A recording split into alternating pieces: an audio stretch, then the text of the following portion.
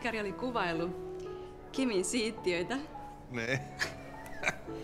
Supersiimahänniksi. Kimi voi olla miljoonia tilillä. Mut skulaavia siittiöt sillä on nada. Sillä on tehty vasektomia jo aikoja sitten. Mä runkkasin siihen purkkiin. Se testitulos oli mun matskuun. 100 miljoonaa pikkukrisua. Vitunmoisia Jani Sievisiä kaikki.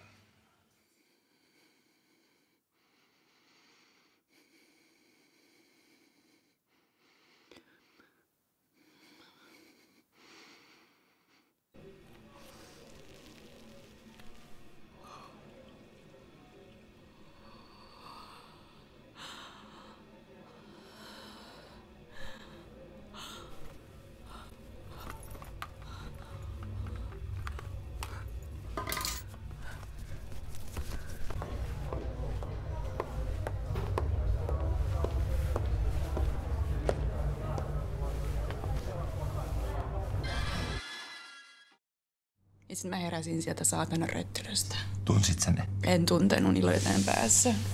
Mitä ne halus? Hei, nyt on se hetki.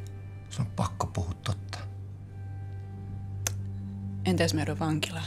Silti. Nyt totuus. Totuus. Älä huuda oikeesti. Onko Mattila tän takana? Ei. Ne halus rahaa. Ja sä tiedät, missä sitä rahaa on. En tiedä. Saanko mä vettä? Sä oot käyttänyt mua hyväksi.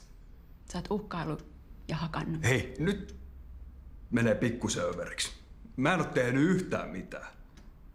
Kuka haluaa sijoittaa vaimonhakkaajaa, joka on salannut kastraationsa ja antanut parhaan kaverinsa Naida vaimolle lapsen? Niin, ja näistä hämäristä rahajärjestelyistä jonnekin Karibian pankkeihin. Mitä?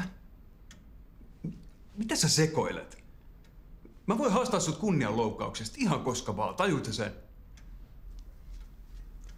Sähän oot jo esitutkinnassa pahoinpitelystä. Mä en ole vielä antanut mun lausuntoa. Mä sanoin poliisille, että mä tarvin pari päivää aikaa levätä. Mua ei kiinnosta sun rahat, sun autot, sun kellot, sun huorat, sun vittu mikään. Mä haluan susta lopullisesti eroon.